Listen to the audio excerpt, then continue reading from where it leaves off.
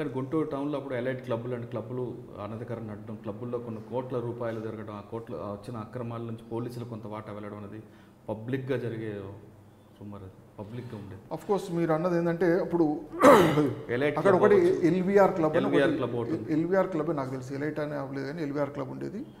అంటే అది నా జ్యూరిస్డిక్షన్ కాదు పోలీసులు, బట్ అది ఎల్వీఆర్ క్లబ్ అనేది అది ఎంత హైఫై క్లబ్, అంత టాప్ పొలిటీషియన్స్ కానీ ఎంత బిగ్ బిజినెస్ మెన్ అంతా కొంచెం సొసైటీలో గౌరవప్రదమైన మనుషులే వాళ్ళు ఉండేవాళ్ళు. బట్ మీరు అన్నట్టుగా పేకాట మట్టికి డబ్బులతో ఆడతారు చేస్తారు నడుస్తుండేది అది. ఇంకా కానీ ఆ క్లబ్ వైపు పోలీసులు కన్నే చూస్తే వాళ్ళకి బదిలీ అవ్వడం అనేది చాలా స్పష్టంగా జరిగేవి. ఎందుకంటే ఎస్పీ స్థాయి వరకు కూడా గతంలో జరిగేవి. కొన్ని ఇన్సిడెంట్స్ అట్లా జరిగినాయి అంటారు కొన్ని. కానీ మీరు అందుకే అటువైపు చూడలేదా? లేదంటే మీరు నా జ్యూరిస్డిక్షన్ కాదు అది. కానీ మీ జ్యూరిస్డిక్షన్ కూడా క్లబ్లు ఉండేవి కదా?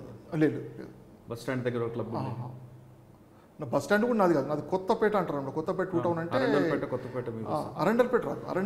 ఎల్వీఆర్ క్లబ్ అనేది అరండల్పేటలో వస్తుంది. కొత్తపేట అనేది ఇక్కడ గుంటూరు టౌన్ క్లబ్బులే ఉండేవి. క్లబ్లు తర్వాత క్లబ్బులు లేవు. బట్ ఈ ప్రాస్టిట్యూషన్ అంటే చిల్లర ప్రాస్టిట్యూషన్ అది ఎక్కడ ఉండేది? వాళ్ళని కూడా గుంటూరు జిల్లాలో ఎక్కువగా జరిగే చిలకలూరుపేట ఒకటే ఫేమస్ అనుకుంటా.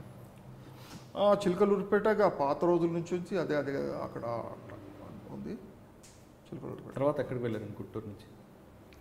గుంటూరు నుంచి నేను ఇంకా ప్రమోషన్ మీద ఈ ఇన్స్పెక్టర్ ఏసీబీ కరీంనగర్కి వచ్చాను అనమాట.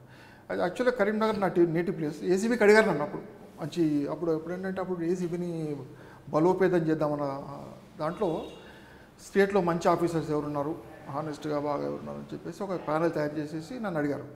ఎవరండి అప్పుడు ఏసీబీ డీజీ? అప్పుడు రాజన్ గారు, AP Rajan. Okay. Joint director చాలామంది ఉన్నారు, సత్యనారాయణ గారు ఉంటారు, వీళ్ళంతా చాలామంది ఉంటారు.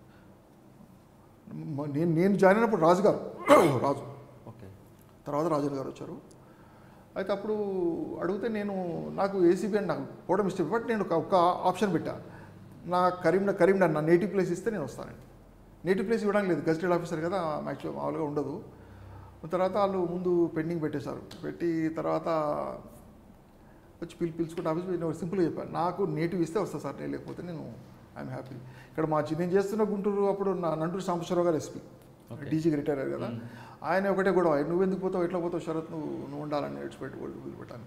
లేదు సార్ నేటివ్ అక్కడ నాకు కొన్ని పనులు ఉన్నాయి, నాకు సొంత పనులు, పోక తప్పదు సార్ అని ఆయన రిక్వెస్ట్ చేసుకుంటే సరే అన్నాడు. ఈ డీజీ గారి దగ్గరికి వచ్చి ఖచ్చితంగా నాకు కరీంనగరే కావాలి, అయితేనే వస్తానంటే వాళ్ళంతా మీటింగ్ పెట్టుకొని అందులో as a special case he's permitted to work at is native place అని కరీంనగర్ ఇచ్చారనమాట. కరీంనగర్లో ఏసీబీ ఒక 3 years కోసం పోయాను. బట్ అక్కడ ఇరుక్కుపోవాల్సి వచ్చింది నాకు అక్కడ ఆ 3 years అని పోతే. ఎందుకంటే వదిలిపెట్టలేక అక్కడ కంటిన్యూగా ఒక 9 years చేయాల్సి వచ్చింది నాకు ఏసీబీలో. ఓకే.